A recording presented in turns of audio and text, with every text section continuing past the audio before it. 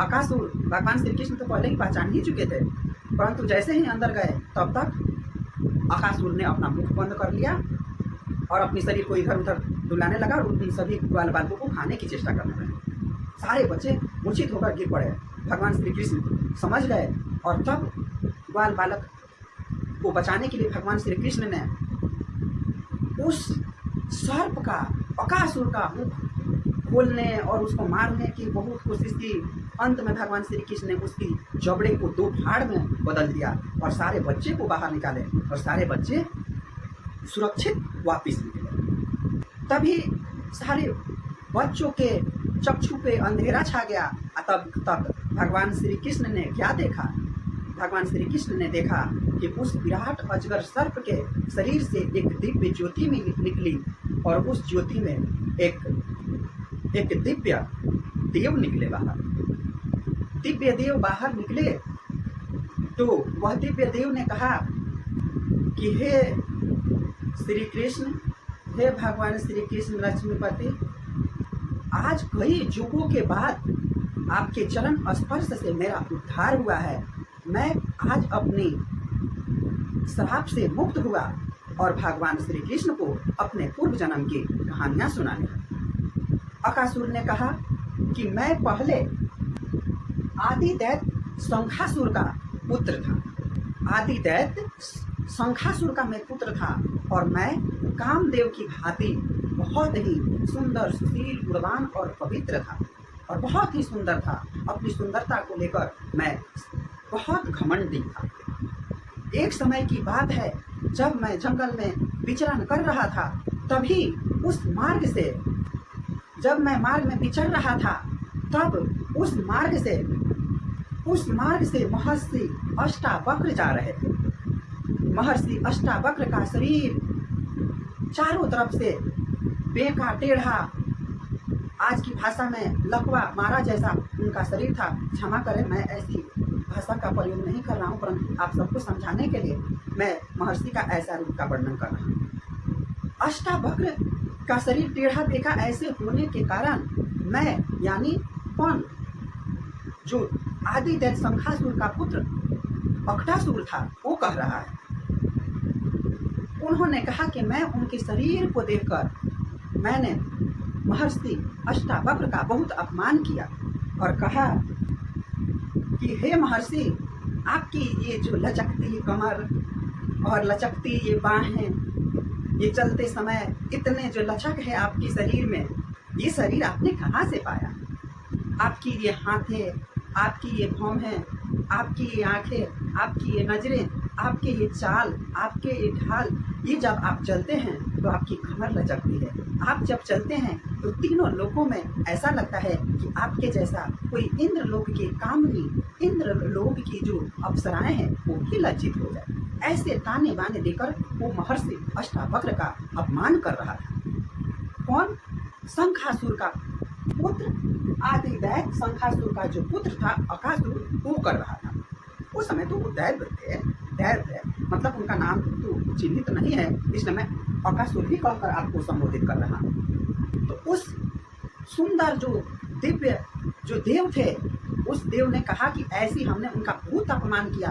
तब आखिरी में जाकर अष्टावक्र, महर्षि अष्टावक्र थे, वो हमें कहा कि हे पुरुष, तुमने मेरा अपमान किया है और ये जो मेरा शरीर मिला है वो भगवान के द्वार से मिला है, भगवान की दुकान से मिला है। जा, अगर तुम्हें ऐसी शरीर चाहिए तो तुम भगवान के द्वार से, तुम्हें ऐसी शरीर दुकान से मिल सकती है। अष्टावक्र जी ने कहा कि ऐसा ही शरीर क्यों, 8 भागों में ही तोड़ा हुआ शरीर क्यों? इससे भी तुम्हें अधिक तोड़े हुए शरीर, कई भागों में लचकने वाली शरीर तुम्हें प्राप्त होगी। और कहा कि देख बालक, ऐसा किसी का अपमान नहीं करना चाहिए। जो पूर्व जन्म के प्रकोप होते हैं उसी के कारण ही मनुष्य का शरीर गोरा, काला, अंधा, काना, आजकल की भाषा में जो किन्नर, झक्कर, ऐसी जो शरीर मिलती है वो भगवान के आशीर्वाद से ही प्राप्त होती है। किसी का कोढ़, किसी के शरीर में चर्म रोग, ऐसी तमाम बीमारियों के साथ इस मृत्यु लोक में जीवन जीना पड़ता है, ये सब भगवान के ही आदेश से होता है। इसलिए किसी काने को देखकर उसका अपमान नहीं करना चाहिए, काना कह के उसे चिढ़ाना नहीं चाहिए, लंगड़ा को लंगड़ा देखकर चिढ़ाना नहीं चाहिए, लंगड़ा कह के चिढ़ाना नहीं चाहिए। किसकी कमर लचक रही है उसको ऐसे छक्का की कहकर, उसका किन्नर कहकर उसका अपमान नहीं करना चाहिए। ऐसे कहकर किसी भी संसार के किसी भी मनुष्य का अपमान नहीं करना चाहिए, क्योंकि उस समय तो आपको पल भर के लिए मुस्कुराहट मिल सकती है। हो सकता है जिसका आप अपमान कर रहे हैं वो भी आपके उस समय मुस्कुरा सकता है, परंतु उसके जो आत्मा में तकलीफ होती है, उसके आत्मा में जो आह निकलती है, उसका जो आह निकलती है बोलने वाले को समाप्त कर देती है। इसलिए मैं आज की जनरेशन को भी ये कहता हूँ कि किसी भी व्यक्ति का अपमान ना ही करें, क्योंकि कोई भी इंसान 100% अच्छा नहीं होता। हर एक इंसान में एक एक कमियां होती ही, किसी में कुछ कमी है, किसी में कुछ कमी है, और कोई इंसान ऐसा होता है कि आपकी कमियां देखकर भी अवॉइड करता है, वो आपको बोलना नहीं चाहता। आप उसके सामने ना कहें, उसके पीठ पीछे तो आप उसका अपमान करते हैं कि उसकी कमर लचकती है, उसकी बाहें फड़फड़ाती है, उसकी नैन मटकते हैं। ऐसा किसी को कहकर वो काला है, वो गोरा है, उसको चर्म रोग है, उसके शरीर में विशेष प्रकार की बीमारियां हैं। आजकल के समय में जो क्या बोलते हैं पॉक्स है, जो मंकी पॉक्स का बीमारी है, कितने को तो मैंने देखा उसकी हड्डियां, सारे शरीर से हड्डियां निकल रही हैं, पूरे बदन में हड्डियां निकली हुई है। ऐसे किसी भी व्यक्ति को देखकर आप अपमान ना करें, क्योंकि वो उनके पूर्व जन्म का एक श्राद्ध होता है।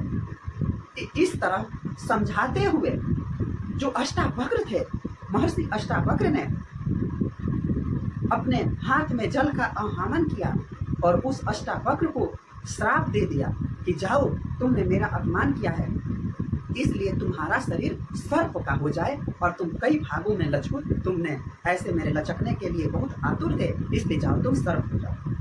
इतना सुनकर शंखासुर का पुत्र बहुत पछतावा हुआ और भगवान महर्षि अष्टावक्र के चरणों में लेट गया और चरणों में लेट कर गिड़गिड़ाते हुए कहा कि हे महर्षि अष्टावक्र जी, मैंने तो विनोदवश ऐसा कहा था, मुझे नहीं पता था कि इसकी सजा इतनी भयानक होगी, इसलिए महर्षि मुझे क्षमा कर दीजिए, मुझे क्षमा कर दीजिए। तब महर्षि ने कहा कि ऋषि के मुख से निकला हुआ एक भी श्राप हुआ आज तक वापस नहीं हुआ है, ये भी वापस नहीं होगा, ये भोग तो तुम्हें भोगना ही पड़ेगा, परंतु जाओ, तुम मेरी शरण में आए हो, इसलिए मैं तुझे ये आशीर्वाद देता हूँ कि जब द्वापर युग में भगवान श्री कृष्ण आएंगे, अवतरित होंगे धरती पर, तब उनके चरणों रज से तुम्हारा उद्धार होगा और तुम फिर से एक दिव्य दैव बन जाओगे। इस तरह से ये अकासुर का एक छोटा सा कहानी है। और भगवान श्री कृष्ण के चरण स्पर्श से अकासुर मुक्त हुआ और उनका जो अकासुर का दिव्य जो स्वरूप था वो भगवान श्री कृष्ण में विलीन हो गया। इस तरह से भगवान श्री कृष्ण कहते हैं कि जो भी दिव्य आत्माएं होती हैं वो आकर परमात्मा में विलीन हो जाती है। ये सब हमारी ही लीला है।